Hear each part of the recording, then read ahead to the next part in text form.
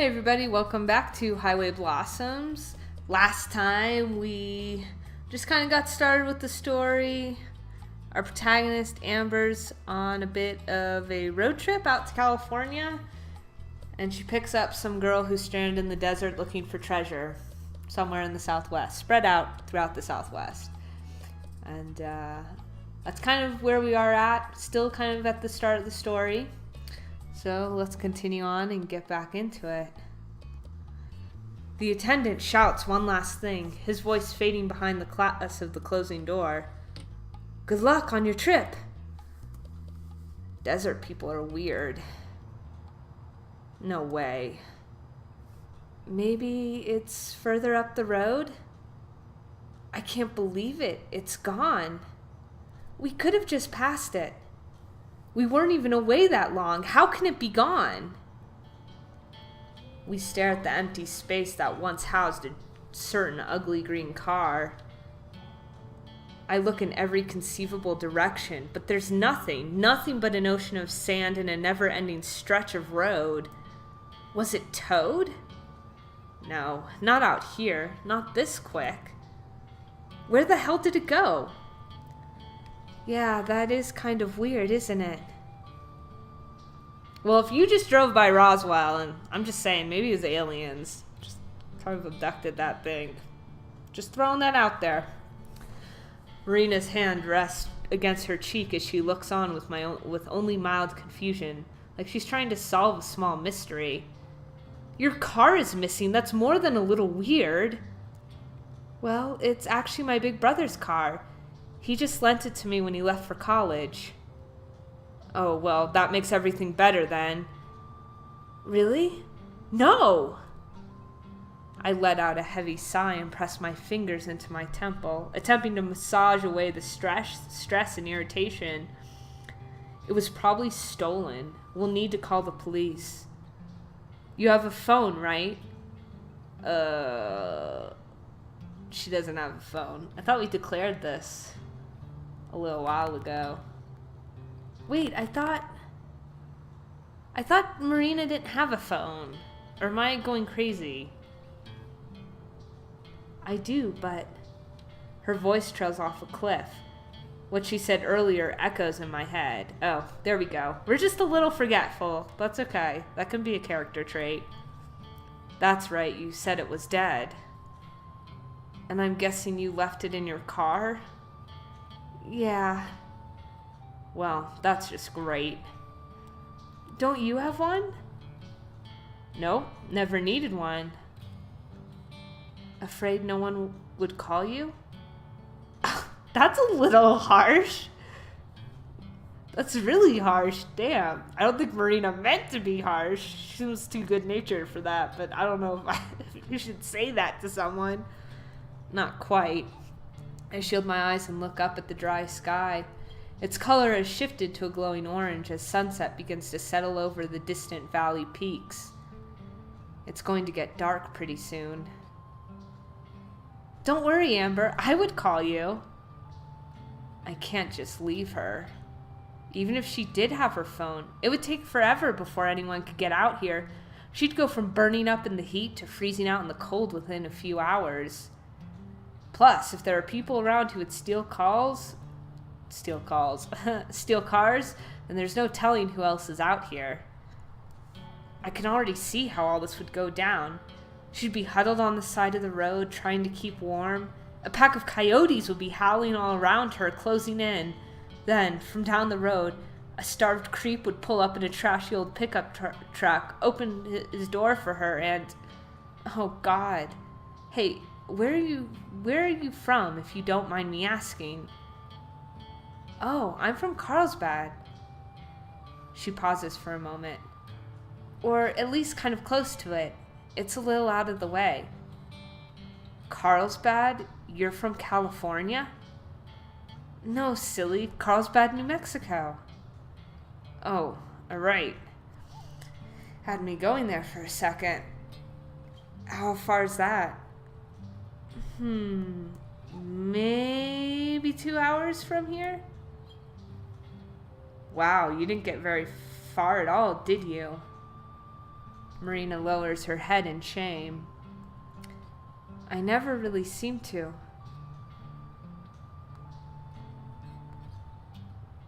Though I'm not really one to talk. I've been on the road less than a day. Would have gotten further if the traffic on the I-40 wasn't such a pain in the butt, or if I didn't pick up Marina. The I-40 is a pain in the butt a lot of times. I'm actually really curious to know. I imagine someone on the writing staff must know the Southwest to some degree.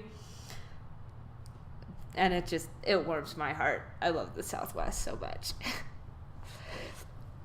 Hey, listen, you don't live too far away. If you want, I can probably give you a lift back home.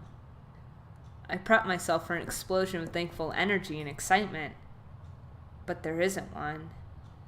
Instead, she continues to stare at the ground, her hands now balled up in a fist as she fidgets ever so slightly. Something wrong? She shifts her gaze from the ground and looks me straight in the eyes, drawing a deep, long breath. Remember the treasure we were talking about at the store? Yeah. I know it's a lot to ask, and you've already helped me out so much already. But do you think you could take me the first place the treasure is? Huh? She wants to keep going, even after this entire disaster? The treasure, could you take me to the first? I heard you the first time. It's just... You don't even know if this thing is real, but you've dropped everything to go look for it. And now you're asking me, someone you've just met out in the middle of the desert, to take you to it. Even though you don't know if it's real and have just had your car stolen. Did I catch all that? Uh-huh. Shameless. I'm at a loss for words. How do I even respond to that? I try to recollect my thoughts, but only one word comes to mind. Why? Marina shrugs. Nothing more than that. She just shrugs. I take a look at her. A good look. Her wavy hair has been dried out by the hot desert air. Her face is red and drenched in sweat, probably close to melting off her makeup. Even her nice clothes are a little ruffled. To be fair, y'all probably should have picked up some water at that gas station, because I don't understand how you're all not just like dehydrated and having like hallucinations because of heat exhaustion or something. Does that mean to say? I'm sorry. I try not to be so nitpicky. But despite all that, this cute peppy girl wants to keep pressing on. Even when most people would have just called it quits after the car broke down. Even out here all by herself. For all I know, she could be some weirdo out to mug me, and this is all some elaborate scheme. But she wants my help. My help. It's been a while since anyone has needed that. It's like an honor. Do I deserve that? Okay, that's a really nice, interesting character introspection for Amber, and I hope it's expanded on. I assume it will be, and I look forward to it. I hope we get the same kind of introspection into Amber as well, or not Amber, into Marina as well. Probably not. But she's still asking. Why should I say no? I don't have to be in California for another few weeks, and isn't that why I'm taking this trip? To see the sights? For him? She's a little excitable, and even more naive, but maybe I need a little bit of that. It's a lot better than just being out here all by myself with nothing but the ghosts of my memories to keep me company, even if it's just for a little while. Why the hell not? Hop in. For real? Yeah, for real. But only until the first location. After that, the breath is forced out of me by the sharp impact of Marina tackling my stomach. A warm but damp sensation wraps itself tightly around me as deadweight snuggles up against my chest. Thank you, thank you, thank you, thank you, thank you. What are you doing? I'm hugging you, silly. My cheeks grow warmer with each passing second. I try to wiggle my way out, but she stays latched on, her grip getting tighter and tighter. Marina, please, you're all sweaty. Sorry, I'm just super happy. She unlatches herself, letting me clear my throat and recollect myself. Anyway, let's get inside. I'm burning up out here. We clamber back inside the motorhome, leaving the dry hellishness behind. I turn the ignition and let the AC blast away the RV's stuffiness. Letting out breaths of sweet relief, Marina and I collapse back into our seats. All right, so where's the first piece of the treasure? Well, you have no idea, do you? That's not true. The news said a part of it was somewhere here in New Mexico. Probably. I'm not surprised at all. Should have seen this coming, at least. You have the journal. Yeah. She hands the cheap paperback book to me. The covers feel like it could fall apart at the turn of a page. The whole thing is fitting of its rustic design. I slide my thumb across the edges and flip through the pages. Thick forewords and passages commenting on the journal's historical significance skip past my eyes, most long enough to be their own book. Finally, a photocopied picture of one of the original entries appears, preserving the faded cursive lettering, the entire thing printed on the next page over. Crusting brown stains and wrinkles engrave the photo. Some of the writing has been scratched out too, like someone made mistakes and couldn't erase them. I hate to admit it, but for something that's probably a sham, this thing looks pretty authentic. With bounty and satisfaction in hand, I am now homeward bound, the perilous journey forthcoming. Through my unrivaled intellect and unmatched ambition, I have succeeded in accomplishing what many believed would no longer prove profitable. Of course, this only comes as a surprise to those around me, not myself. I've traveled this way on the trail with many others from the Missouri Territory, but as my typical characteristic success grew, I could sense the envious stares among my so-called peers. The danger eventually became so great that I wished to flee, but my companions left before I woke. For what reason, you may ask? I do not know. It is with this in mind that I've taken upon myself to leave a note for one of my fellow prospectors and to borrow his steed, so that I may one day return to settle with my family. But if this journal has taught me anything thus far, it is that jealous, conniving eyes— Whoa! Wait a second. Oh, was it supposed to skip like that? That actually was a really cool technique. That is awesome. I gotta say, this game, I like its animation. I like how it feels like you're almost watching a movie with the zoom-ins and stuff. And that was a really nice technique of you're reading it and then boom, and Amber's like, yeah, I'm not reading all this crap. Where should I actually start?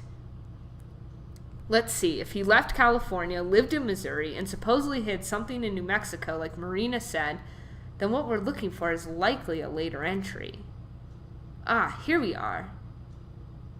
Alas, I have reached the final point of the division in my travels. During my stay among the ruined sanctuary, the rogue native Lamasi had informed me of a landmark that was rich in the mythos of his people. Considered sacred, he said that the chance of the gold being discovered would be very slim. He referred to it as a winged rock, a monument erected towards the sky. After my previous detour, I have finally arrived. It is with much disbelief, I must say. My friend Lamasi was right. It's not just a monument erected towards the sky. It is a mountain, almost as if the Lord himself had struck up the earth among the sand. It is guarded by trails and rocks around it, all branching from the mother rock.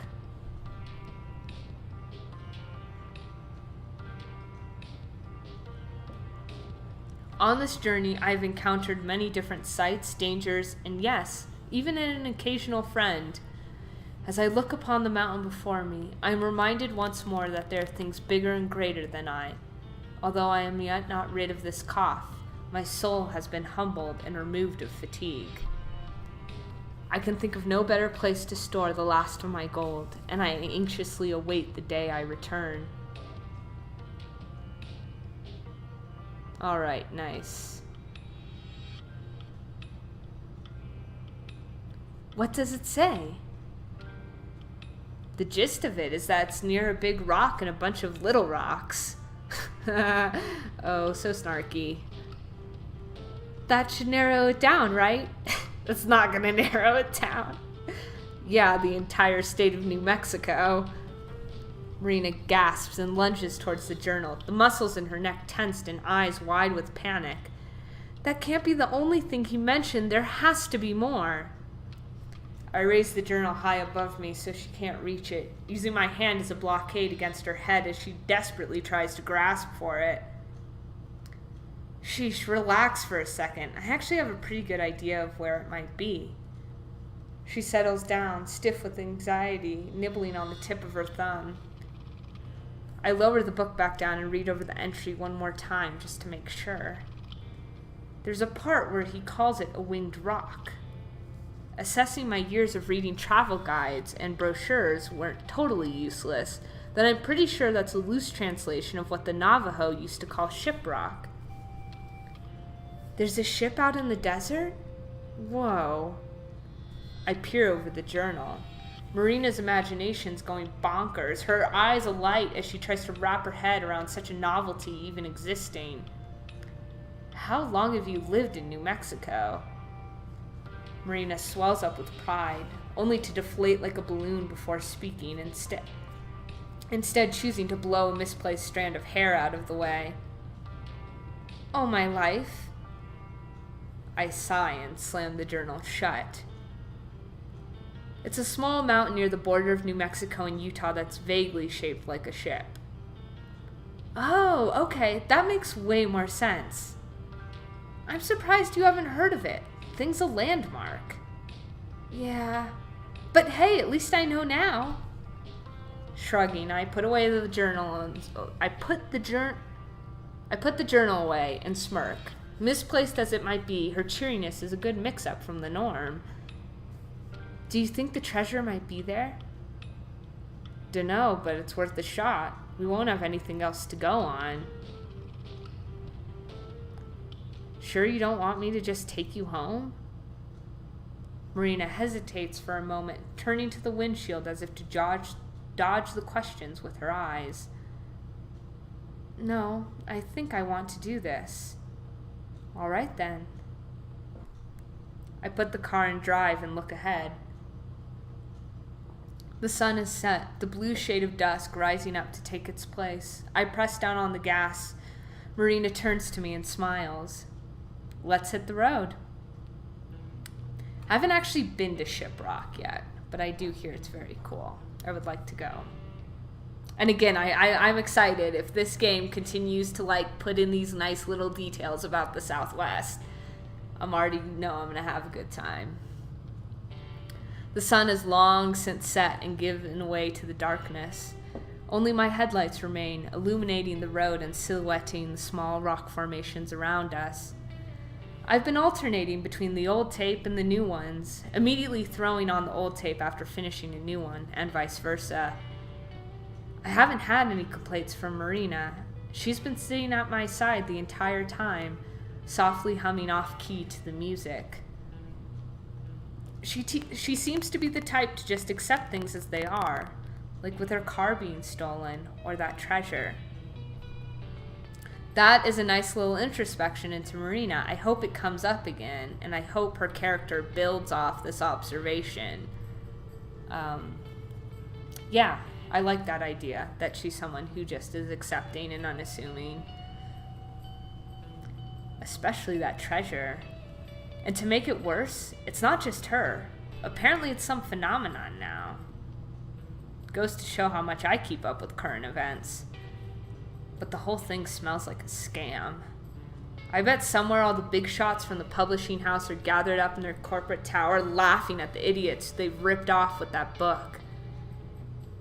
Christ, I'm even starting to sound like him. The music turns to static before the cassette is silenced by a loud click. I eject it and reach for his old tape again. Marina notices, taking the opportunity to break the long-held silence. So, do you like music a lot? Oh, yeah, I guess. I figured you've been playing those tapes the entire time. She picks up one of the tapes on the center console and inspects it, going as far to poke her pinky through one of the holes. Though I'm not sure what you'd call this type of music. Yeah, I've just been playing whatever. Mostly jazz fusion and alt country. Guessing that's alternative country. Threw some new age crap in there for good measure. Most of those are mixtapes I made when I was little. Cool. Any names I'd recognize? She peeks at me through the holes of the cassette, wearing a wide, genuine smile. Probably not. Come on, try me. Why not? Maybe I'm not giving her enough credit. You know, Gabrielle, Gertu, Weather Report, Donovan, Metheny. Marina gives sage-like nods and grunts of understanding as I list off the names. You have no idea who any of them are, do you? Not a clue. That's what I thought. Sorry, I usually listen to whatever's on the radio. I crack a slight smile. It's all right. I could see how it might be hard to get into. My gramps used to call it road trip music. I still think it's nice, though. It's making you really happy. You think so? She taps her finger gently against my cheek. I pull away a little, but let her do it anyway. Yeah, why else would you be smiling? I've never really thought whether it made me happy before, but I do know it made him happy, so that's good enough for me. That's actually why I'm going to California, for a music festival. For real? Where? Not far from Palm Springs. Palm Springs? Like the actual Palm Springs? Don't know if there are any other Palm Springs in California, but yeah, they do it every year for a few weekends. That's kind of funny. I didn't think Palm Springs was that famous. As someone who grew up in California, that's I wonder if that's like a thing, or if people think where people outside of California actually know what Palm Springs is. I went to my first concert a little ago before I graduated. She rests her head against the window and stares at the road ahead, her smile fading but still there. It was so much fun. An entire weekend of that sounds super awesome. Nah, it ain't that cool. Marina flings her head away from the window and turns to me. Now she's staring at me like I'm crazy. How could you even say that? It's the coolest thing ever. I wouldn't even be able to wait. I'd want to see all the bands. Sheesh, relax. It's not like I'm taking it for granted. It's just that there's only one group I know I want to see so far. That's right, his favorite group. Just one? He was so excited when he got the tickets. Just one that I'm excited for. I'll watch a bunch, though. Releasing a long sigh, Marina eases back into her seat. Oh, good. I was afraid you were going to head home after you saw your group. You crazy? I'd like to at least have a little fun before worrying about all the expenses I gotta deal with. Expenses? Damn it. It's nothing. She gasps. Are you in debt? Is it college loans? My brother said those aren't fun to deal with at all. Got too comfortable. Should have just kept my trap shut. Or did you spend too much on your Without warning, I swerve off the side of the road and onto the rocky sand, cutting Marina off and nearly giving her a heart attack. Marina shoots me a worried glance, her face still pale. Oh my God, what was that? Are you okay?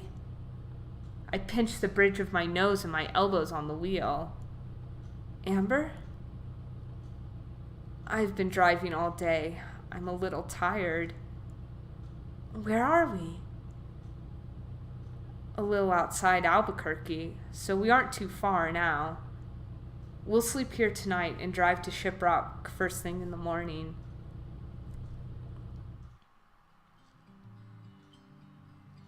Killing the ignition, I climb out of my seat and into the living quarters. Marina trails behind me. I yank open the bathroom's Velcro-latched cupboards. Inside a folded stack with a blanket sheet pillow and my old gym clothes from school, I scoop them up and toss them to Marina. She scrambles to catch it, desperately balancing them as they lean out of her arms. Sorry about the clothes. I don't have any actual pajamas. You can sleep on the couch. It folds out onto a bed. Oh, okay.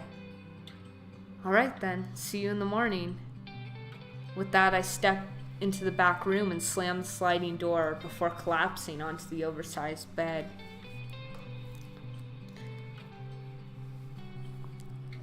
I think we'll stop there for this episode. It seems like a nice stopping point. Anyways, I hope you enjoyed it. Thank you for joining me, and take care, and I'll talk to you on the next one, all right? Bye, y'all.